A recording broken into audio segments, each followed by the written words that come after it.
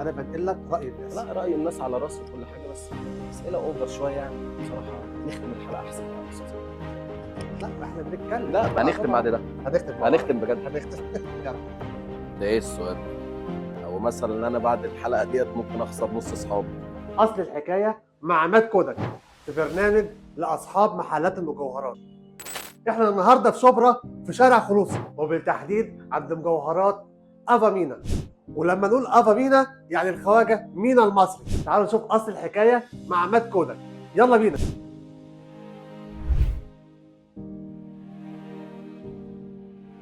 معايا ومعاكم في اصل الحكايه الخواجه مينا المصري. خواجه مينا، ازاي حضرتك؟ أهلا وسهلا بحضرتك. عايزين نعرف في اصل الحكايه امتى وازاي بدات في مجال الدعم. أنا بصراحة يعني من عادتي يعني بحب التحديات. فأنا كان 2017. انا بحب اجيب ذهب كتير يعني. كنت بشتري ذهب من السايغ اللي بتعامل معاه. فاكتشفت اللي هو نصب عليا. نصب عليك؟ هذا البرنامج برعاية اه فعلا اتنصب عليا. فبعد ما اكتشفت اللي انا اتنصب عليا، انا قلت لازم اخش المجال ده، بس اعمله بطريقه احترافيه واكسب منه، بس من غير ما اضحك على الناس بمعنى اصح. وكنت في اياميها كنت يعني عايز ادبر لمشروع، يعني عايز اعمل مشروع. فجي بقى وحد كمان اقنعني، يعني حد اقنعني باللي انا ادخل المجال يعني. فدخلنا المجال، وقلت لما ادخل المجال لازم نتعامل بما يرضي الله في كل حاجه. يعني اكون قد الثقه اللي هيدهاني الزبون. يعني زبون حبيبني وواثق فيا لازم ما اخذلوش. في اصل الحكايه عايزين نعرف اول محل كان امتى وايه التوسعات اللي حصلت بعد كده. في اصل الحكايه ابتديت فتحت في شبرا في 2018. بعد كده التوسعات، انا حصل معايا كواليس كتير يعني. فتحت في شبرا الاول، بعد كده بعديها بفتره بسيطه طبعا يعني اضطريت، كان ظروف طارئه اضطريت اقفل. بس التوسعات كانت ايه، فتحت في مصر الجديده ورجعت تاني شبرا هنا. فقره السؤال اللي بدايه، قفلت اول محل ليه؟ من اول الحلقه انا عارف ان انت هتسالني حاجه هتضايقني، فانا حاسسها وانت ضايقتني دلوقتي، بس هجاوبك برضه. يعني انا قفلت ليه؟ قفلت، انا كنت مشارك حد محترم يعني، ربنا يكرمه ويرزقه يا رب كده. هو دلوقتي برضه في مكانه كويسه يعني. فكنت مشاركه، حصل بينا مشكله في اول المجال يعني، ما كملناش سنه تقريبا وحصل بينا مشكله، فسيبنا بعض. هو بقى في مكان، انا بقيت في مكان. انا مش لسه ما كنتش فاهم حاجه يعني. خلاص بقى انا ابتديت هبتدي في الشغلانه اللي انا اقدر استدرجها، لان شغلانه الدهب دي شغلانه بحر، فعايزه دماغ تركيز، يعني تركز في الدخله والخارجه وكل ما هو يخص الدهب محتاج تركيز تام.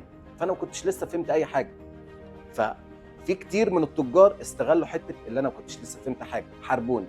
صحاب حاربوني، قرايب حاربوني، دنيا كبيره قوي. لقيت هجوم غير طبيعي لعبوا على نفسيتي، فاضطريت يئست. انا رجعت المجال الدهب تاني، ورجعت بقوه، ورجعت ليا اسم في السوق، ورجعت يعني اسم الحمد لله الحمد لله محافظ عليه لحد وقتنا هذا. بس انا كنت الاول غير الاول خالص. الاول خالص ما كنتش افهم اي حاجه، فاضطريت لما لعبوا لي على نفسيتي الناس اللي حاربتني دي كلها، فاضطريت اقفل. فهو ده السؤال، ومش عايز اتضايق اكتر من كده. فقره شركاء النجاح ومصانع الذهب. يعني مثلا عندك انا بحترم قوي وبحب شركه كينج جولد. يعني ده الطموح والتطور. يعني شركه كينج جولد الطموح والتطور. مثلا عندك شركه ايجيبت جولد، الجمال كله. لازوردي يعني ايطالي مصري. يعني لازوردي يعني طور من نفسه بشكل مهول، وخلى شغله يلفت النظر.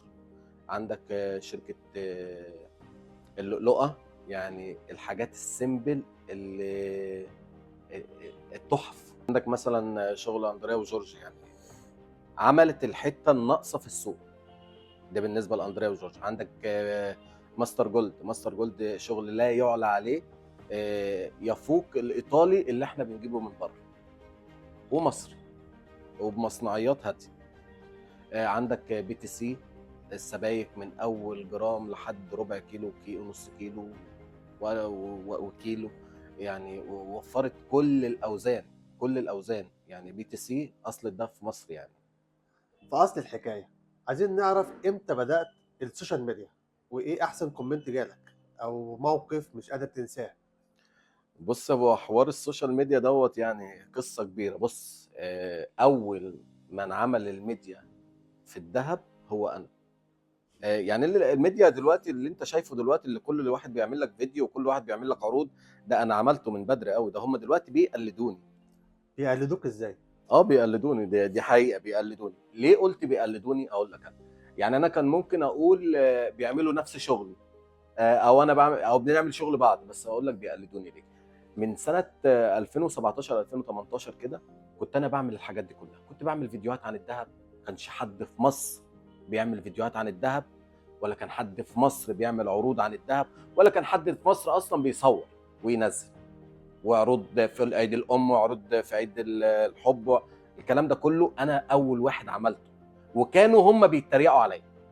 يعني كان شويه تجار كلها، ايه ده بيروح عشان يصور مش عارف ايه وينزل على الفيسبوك، ايه ده بيعمل فيديوهات عروض ومش عارف ايه ده. دلوقتي بيعملوا نفس الكلام، فلازم اقول بيقلدوني طبعا وافتخر باللي انا عملته.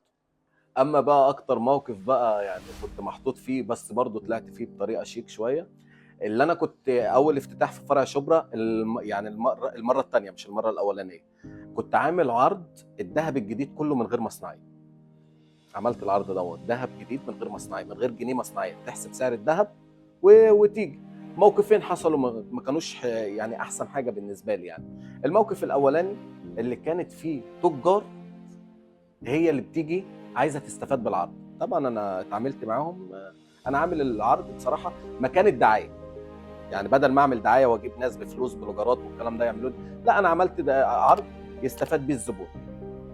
فكانت التجار تدخل. ده الموقف دوت بصراحه يعني انا وقفت تجار كده، انتوا بتعملوا ايه؟ احنا منقيين ده ومنقيين له، عايزين ناخد نسترزق منهم احنا من حته ثانيه. قلت لهم انا اسف، عامل العرض للزبائن بس. جيت العرض انتهى، ناس جات لي بقى كانت عايزه شبكه من هنا، والعرض كان انتهى. رجعت كل حاجه طبيعيه ومصنعيات ودمغه وضريبه زي ما احنا كنا راجعين الاول. وكانت شبكه كبيره شويه، وكانوا الناس جايين لي من هنا، والا والا عايزين يجيبوا من مصر. يعني هم عارفيني من الميديا، فانا ما كنتش عارف اقول لهم ايه. وكنت منبه على الدنيا كلها اللي خلاص العرض وقف تمام كده. لكن انا رجعت لهم العرض، قلت لا تاني، رجعت لهم العرض تاني واشتروا وفرحنا مع بعضينا واتبسطنا بالشبكه بتاعتهم. وكان يعني دي اكتر موقفين حصلوا لي يعني كنت محطوط فيهم. فقره مفيش مجامله، انت شايف نفسك احسن من المحلات اللي حواليك؟ ده ايه السؤال ده؟ هذا البرنامج برعاية. لا، احنا دخلنا كده في حاله الاستفزاز يعني، او مثلا انا بعد الحلقه ديت ممكن اخسر نص اصحابي. فيعني بقى اقول لك طبعا، يعني انت لو سالت اي حد تاني هيقول لك انا احسن واحد، ولو سالت اللي جنبيه ولو سالت اللي ورايا لو سالت اللي هنا وسالت اللي في وشي هيقول لك انا احسن. انا برضو بقول لك انا احسن واحد، انا احسن من غيري بكتير قوي. احنا سعدنا بهذا اللقاء، والضيف هو اللي هيختم الحلقه معانا. يعني انت عايزنا انا اللي اختمها المره دي؟ طيب، انتظرونا في اصل الحكايه مع عماد كوده، مينا المصري. يتسال بعقل شويه يعني. كده احنا بنخبط فيه هو. كده